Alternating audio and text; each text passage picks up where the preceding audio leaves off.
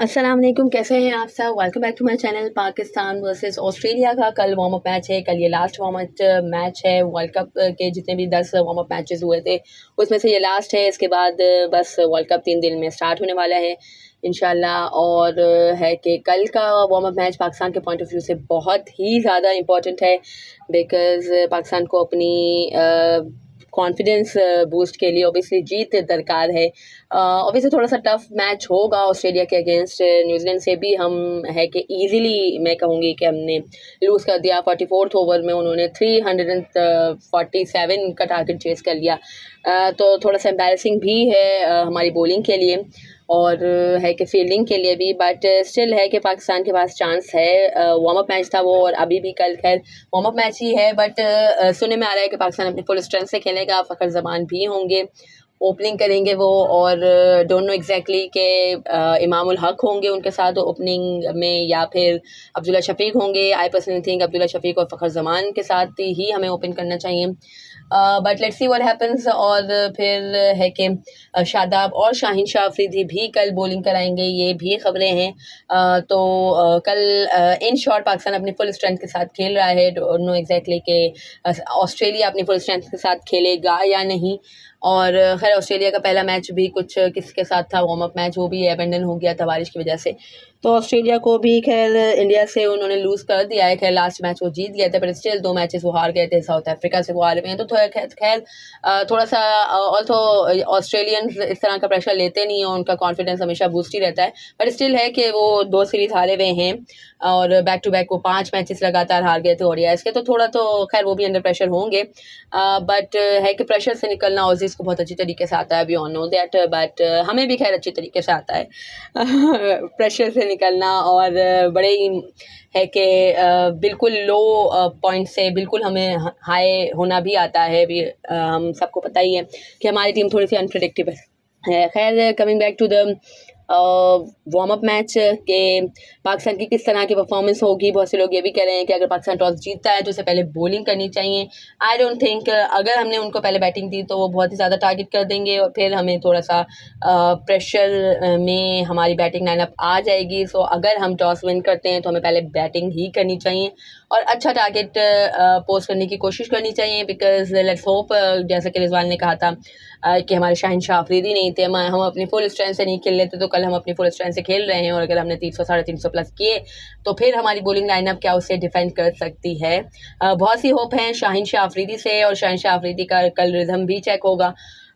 Asia cup के last के matches तो उन्होंने अच्छे नहीं खेले, बट है कि खैर जो इन्होंने फर्स्ट मैच भी जो ग्रुप मैच था जो इंडिया के अगेंस्ट हमारा है कि सस्पेंड हो गया था बारिश की वजह से, पाकिस्तान ने बैटिंग की ही नहीं थी। उसमें भी स्टार्ट में बहुत ही डिफ़िकल्टीज हो रही थी राइट लेंथ फाइंड करने में शाहीन शाह अफरीदी को, बट है कि बारिश हुई और फिर उसके बाद थोड़ी सी खैर कंडीशंस भी सपोर्टिव हो गई तो फिर बहुत ही लीथल हो गए थे वो। बट स्टिल जब भी उन्हें प्रॉब्लम हो रही थी सही लेंथ फाइंड करने में, बट है कि लेट्स सी आगे के खैर एशिया कप के तो जो 2 मैचेस बाद के उन्होंने खेले वो तो बिल्कुल ही डिसअपॉइंटमेंट थी, और नसीम शाह भी नहीं है तो फिर सारी जिम्मेदारी हारिस रऊफ और शाहीन शाह पे ही है। और लास्ट एशिया कप में जब शाहीन शाह आफरीदी इंजर्ड थे, जब नसीम शाह ने डेब्यू किया था, और लिटरली हमें इतनी ज़्यादा कमी महसूस नहीं हुई थी शाहीन शाह आफरीदी की, बिकॉज हर बार उन्होंने हमें अर्ली ब्रेक थ्रू भी दिलवाया था और हर बार ज़रूरत पड़ने पर उन्होंने पाकिस्तान के लिए परफॉर्मेंसेस दी थी।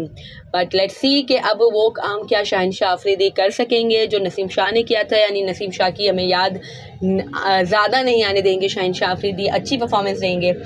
सो लेट्स सी, खैर उम्मीदें हैं शाहीन शाह अफरीदी से, वो क्या करते हैं। और ये इट्स हाई टाइम, खैर सारे सीनियर प्लेयर्स के लिए इट्स हाई टाइम कि स्टेप अप करें, परफॉर्मेंसेस दें पाकिस्तान के लिए टू बी है कि अगर आपको वर्ल्ड चैम्पियंस बनना है तो। खैर बहुत से लोग बातें कर रहे हैं कि कौन सा प्लेयर होगा जो ज़्यादा रन स्कोर करेगा। स्टार स्पोर्ट्स पे बहुत से लोग बैठे हुए थे, किसी ने विराट कोहली कहा, किसी ने शुभमन गिल कहा, डेल स्टेन ने खैर बाबर आजम का नाम लिया, and I personally think Babar Azam will do wonders in this World Cup. खैर बहुत से लोग हाईली रेट कर रहे हैं बाबर आजम को, बट है कि मुझे यही लगता है कि विराट कोहली, बाबर आजम और केन विलियमसन को भी नहीं भूलना चाहिए। केन विलियमसन भी बहुत ही ट्रेमेंडस फॉर्म में है। खैर सुनने में आ रहा है आज भी खैर उन्होंने खेला था प्रैक्टिस मैच और अच्छी परफॉर्मेंस दी। आई थिंक 50 कुछ उन्होंने आज भी की है if I am not wrong. But है कि जो ओवरऑल जो खबरें हैं वो यही हैं कि जो ओपनिंग मैच है न्यूजीलैंड का, आई डोंट नो किसके साथ है, बट वो ओपनिंग मैच में वो नहीं खेलेंगे केन विलियमसन, और इसके बाद के मैचेस के लिए वो अवेलेबल रहेंगे। सो लेट्स सी। खैर केन विलियमसन भी मुझे लगता है कि वो ज़्यादा रन स्कोर कर सकते हैं। बहुत से लोग टॉप 4 भी प्रिडिक्ट कर रहे हैं, किसी ने पाकिस्तान को रखा है, किसी ने नहीं रखा, बट है कि इसकी इतनी ज़्यादा वैल्यू नहीं होती मेरे नज़दीक। और खैर अगर जब भी पाकिस्तान को सब हाईली रेट करते हैं तो फिर हमें कुछ ना कुछ करना ही होता है गलत, और है कि जब पाकिस्तान को सब राइट ऑफ करते हैं तो फिर हमें थोड़ी सी गैरत आती है और हम अच्छा परफॉर्म करते हैं। खैर आज हर्षा भोगले ने भी यही कहा है कि अगर पाकिस्तान को चैम्पियन बनना है तो शहनशाह अफरीदी को बॉलिंग में और बैटिंग में बाबर आजम को है कि ट्रिमेंडस परफॉर्मेंसेस देनी पड़ेंगी, तभी पाकिस्तान वर्ल्ड चैम्पियन बन सकता है। और उन्होंने ये भी कहा कि इन दोनों में पोटेंशियल है कि वो अच्छा परफॉर्म कर सकते हैं फॉर पाकिस्तान।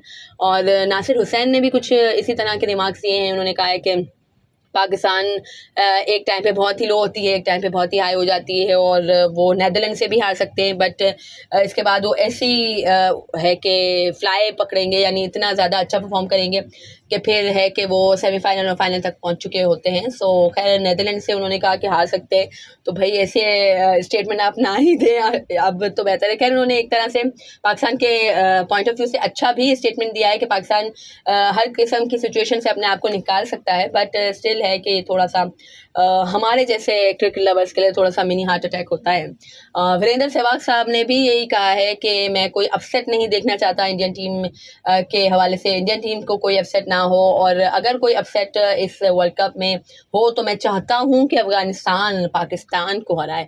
तो खैर बस वही बात है कि ना हमारे साथ तो ना हमारे अपने हैं ना गैर, तो खैर फिर गैरों से क्या ही शिकवा करें, बट हमारे अपने भी इसी तरह की बात कर रहे हैं कि पाकिस्तान एवरेज टीम है, पाकिस्तान वीक टीम है, और गैर तो फिर वही बात है कि गैर हैं तो उनसे क्या शिकवा किया जा सकता है। तो बहुत से लोग है कि राइट ऑफ कर दिया है पाकिस्तान को, और खैर मसाइल में भी है Pakistan, no doubt about it, but इंशाल्लाह उम्मीद है, दुआएं हैं, यकीन है इंशाल्लाह अल्लाह ताला की ज़ात से कि दुआएं हैं इतनी टीम के साथ, तो अल्लाह ताला दुआओं को रायगा नहीं जाने देगा इंशाल्लाह, और एटलीस्ट सेमीफाइनल तक तो पाकिस्तान पहुंचेगा, और इंशाल्लाह यू नेवर नो कि फाइनल भी खेल रहा हो।